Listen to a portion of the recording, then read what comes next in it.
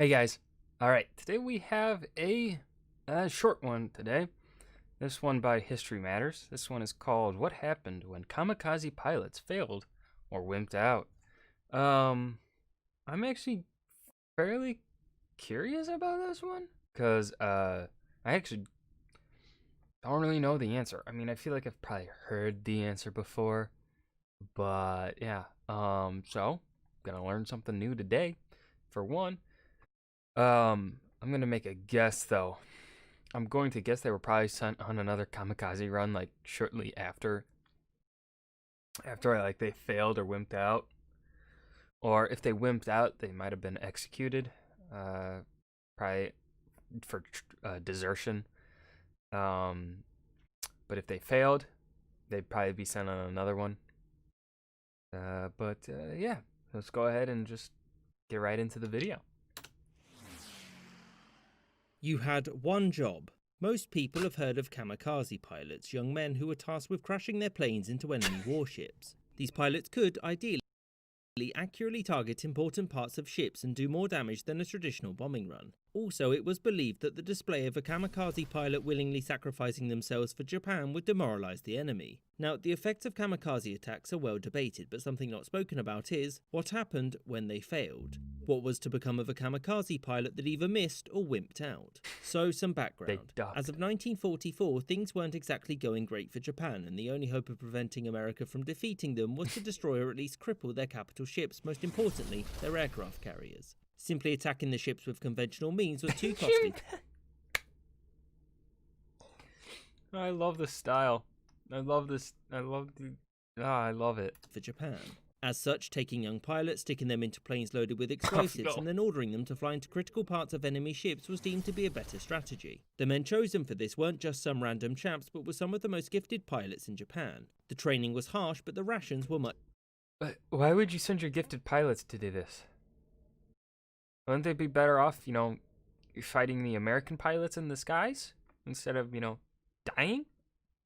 better, and culturally, kamikaze pilots were revered. Pilots were expected to reflect on death in their time off to prepare them for their upcoming mission. Yet for some, this preparation and love for Japan wasn't enough to get them to introduce their face to the deck of an American warship. So what happened to failed kamikaze pilots? Well, many were shot down before they even completed their mission or could get there. Some hit the wrong part of the ship or missed completely and fell into the ocean where, providing they survived, they'd I heard that sound effect that he had for the one diving into the water.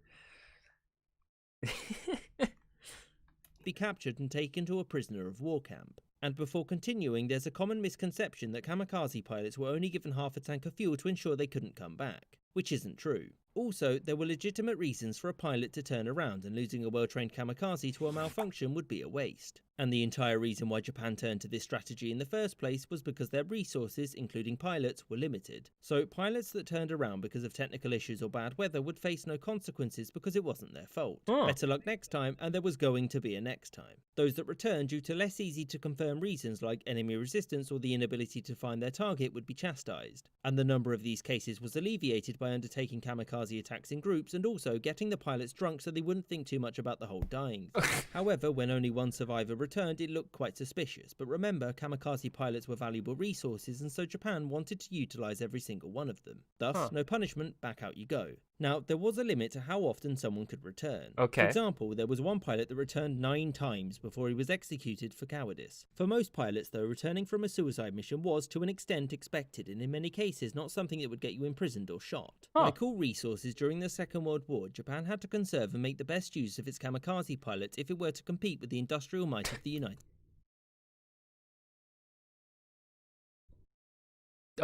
States. And given that a single kamikaze pilot could put an aircraft carrier out of commission for months, they were seen as something not to be wasted. Hence why returning kamikaze pilots weren't often punished.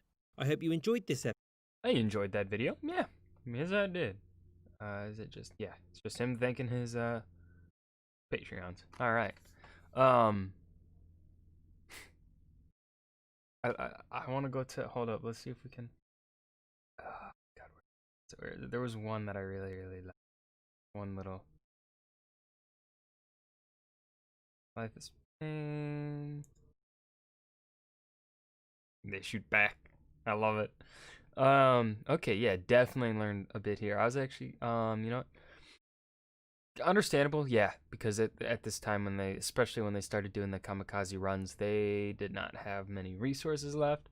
So it does make sense that, they wouldn't just execute those that returned for cowardice right away. They would have a limited amount of times that they could return, of course. But and yeah, it does make sense. Like they'd be rather lenient on the ones that, like, mission failures or like can't find the target.